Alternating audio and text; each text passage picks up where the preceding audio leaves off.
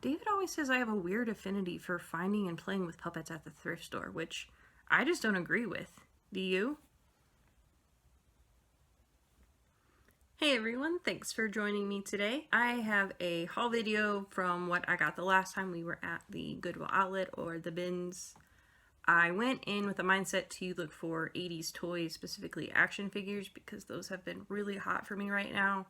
And I found pretty much nothing. I did find some toys from the 80s, but none of the brand recognition or iconic style that I was really looking for. And I only found a couple of broken action figures. It seemed like the bins weren't new or weren't all new, just based on how the items were all mixed together and kind of thrown around like a lot of normal goods in the glass, which is not how they bring the bins out unless they're recycled and people put their throwbacks in the glass bin. So as far as finding 80s toys, no, it was not a good trip, but I have never had a bad bins trip because I always find great things. There are just so many things to look through to find, and the prices are so low that I don't know how you could go and not have it be worth your time and effort. So while we don't have anything from the 80s, I still got some really great things, so let's take a look. We'll start with what might have been my best find of the day, which were these puppets. I listed these when I got home from the bins, and they sold within a few hours for full asking price. Though I did have some people message me to break them up. I actually was able to list them all at the higher end of what they comped for and higher than what they were currently listed on eBay. And I think a big part of that was that one puppet with the little stick was right at about £1, but when you added packing, there was no way to let it go first class. So shipping was already going to be about $8 for just one. So by putting them all together, that lowered the shipping price per puppet, and I was able to charge a little bit more, and the buyer actually saved money. Which is why anytime I find a collection of things for cheap enough, like at the bins or at a cheap yard sale, I tend to grab them because someone wants them and is willing to pay a bundle price. And one of my favorite things to do is to pick up odd little quirky things and make little themed junk drawer lots. So here is what I got. Alright, and we are going to hit the smalls really quickly and go through them, but they are easier to see on a table all spread out instead of trying to hold it up to the camera. So first off, I always have to get tissue paper when I see it at the bins. It's so cheap and I like using it for a packing material. I will wait till I get a few more of these iron-ons, but they seem to do pretty well for me depending on the theme. I just got some little communion bookmarks, some other little ephemera stuff that I'll put into my lots. We did find something from the 80s. We found a Jason Sign Street, so guess that was mission accomplished. I don't pick up slides a whole lot, but these I will have to get some better pictures of them, of course, but these were all vacation and Christmas slides that I picked out, so I thought those were worth grabbing. Here's just some little small stuff. I got a little bank, some little toys. The Boyd's Bear I did grab, but it is not worth $10, which is my minimum that I have for listing things, so I'll just wait till I get another little one and put them together. And I got some Build-A-Bear accessories. This is like a little make-at-home Build-A-Bear that I'm going to lot up and just sell all together. And none of the bears they were on were worth more than a couple of bucks, so I just took the clothes. And we got a couple of action figures here. This one's really cool. It's from the Tarzan Adventure series, John Carter. Lots of other little smalls. And then some jewelry and pins. Nothing crazy, but I do like doing my little theme lots. And these will be a nice filler for all of that. Now, as far as the 80s toys go, I thought I found a few before I'd left, and then I got them home and realized a lot of them were from remakes or newer versions of old toys. This guy, I don't know. 80s, early 90s, somewhere in there. I probably would not have gotten him if I saw what it says on his shirt. It says Cubs. We are a Cardinals family. He has to go. And I also found this guy, which Papa cool, grab them, throw them in the cart. He has an awesome name, by the way. I approve. But he's actually from the new Popple show, which I did not even realize there was a new one. Not an 80s toy. I got this doll, who was dated 89 on her back. But that's an old doll mold, and she's actually from the 90s. Still a cute little doll with her little schoolgirl backpack. She only had one shoe, so it is gone now, and she is going just in their socks. I also got Ziggy, but he's from the 90s too, in a little Santa costume. Now, I didn't steal the clothes off of all the Build-A-Bears I saw. I kept this one. It's a poodle in a poodle skirt. Get it? And I got a couple more plushes. I got this awesome Wishbone Beanie Baby from Denny's that I actually had when I was little. And one of these little flip dolls, which I picked up a couple. I haven't sold any yet, but I think they're cute. I cannot find my tester cassette, so I guess it's back to the bins for me to find another one. But I did get these awesome little cassette players, and this one's actually pretty heavy. Really good colors on them.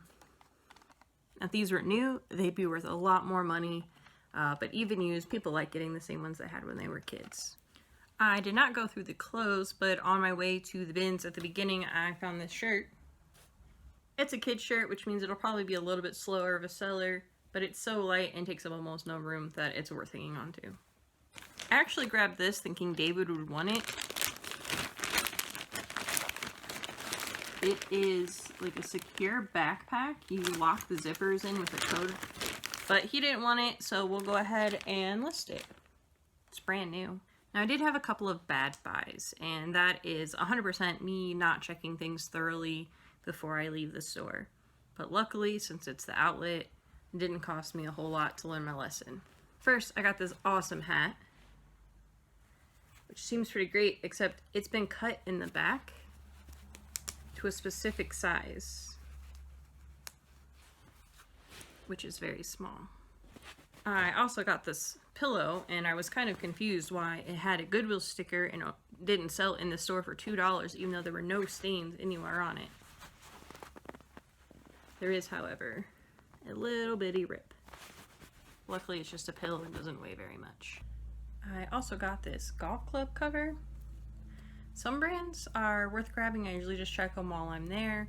I don't know anything about golf clubs, and they seem like a bigger hassle that I'm interested in getting into right now. But these I can handle.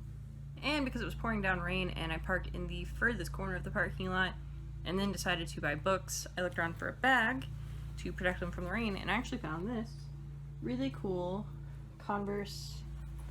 Oh, is it a tote bag? Gym tote bag, I guess. I was kind of getting frustrated because I wasn't finding a lot of things or things that I really wanted. So I took a break from going through all of the general merchandise and I went and took a look at the books. These are all either small, they're gonna have to wait until I get more of that like theme to bundle them together, or some of them are cool graphics and they'll go in my ephemera lots. Like these, I just got for the stickers. Because I do okay selling like little Disney stuff to crafters. Just for my little ephemera lots. I have been doing so well with antique books lately, which makes me so happy. When I was little, I wanted to grow up to own a bookstore. Like that was my dream job. So when I can sell books, it makes me so happy. And at my outlet, they are 13 cents an inch by the spine. So you figure one book usually costs about $1.25. I sold this pair of books. And I also sold a Les Mis that I found the cover just like thrown in one bin without the book. And I kind of kept an eye out and I went and I found the innards in another bin a few aisles away. I have a few others that are listed that haven't sold yet, but I think they will soon. I got this really good condition little Paddington book set. And again, these are just 13 cents an inch by the spine. This one, I wasn't sure on. It's an ASL beginner book. I don't usually do cookbooks, but I just thought these were really funny sounding. Taters and Maters. So I bundled those all together. This one had a cool little graphic on the back of it. And then, like I said, I was just getting frustrated because I wasn't finding anything at this point. So I got these two. This one I actually thought looked really cool. Looking on someone's shelf. It's a story of the Bible.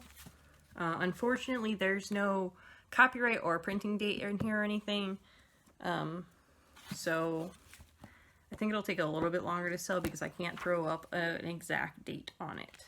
Found this cool pair of real fur earmuffs, which I have sold an older pair than this before, so I know these will go. Wrong season for it. You can't see the word fur on Facebook, so what I do for things like this, and I have a few things up, is I put not faux. And every once in a while someone will message me not knowing what that means. But most people, you look at it, it looks like fur. If it says it's not fake, it must be real. And that keeps me from getting dinged on keywords. And these I only paid glass price for. That's cheaper than the by the pound general merchandise. And they're a little plain, but they don't take up much room. They're Mikasa napkin rings, and it's the whole set. And I really appreciate people who label things either for their own house or before they donate it, because it saves me a lot of time when I'm digging. And speaking of labeled tiny cardboard boxes, my favorite thing I found during this trip were those stamps. And I have already sold one, and I absolutely love them. I want to keep them, but that is a very bad habit to get into. And I think that that bin that I found them in was new, because it was overflowing with toys. Now, I was able to track down this company. It's a headstone company in New Jersey. So that was kind of fun. I can't read this name at all, but some signature. And my favorite were finding ones from St. Louis. So this is the King Louis statue in St. Louis. And my absolute favorite is this tiny one of the arch, because this kind of printing went out of style in the 50s, and the arch was built in the 60s. So there can't be that many of these laying around. Thank you all for watching, and let me know below what your favorite find was. Was it the arch stamp? If you're from St. Louis, I bet it was the arch stamp. I am itching to go back to the outlet, so let me know if you want me to look for anything in particular while I'm there. Thanks, guys. Bye.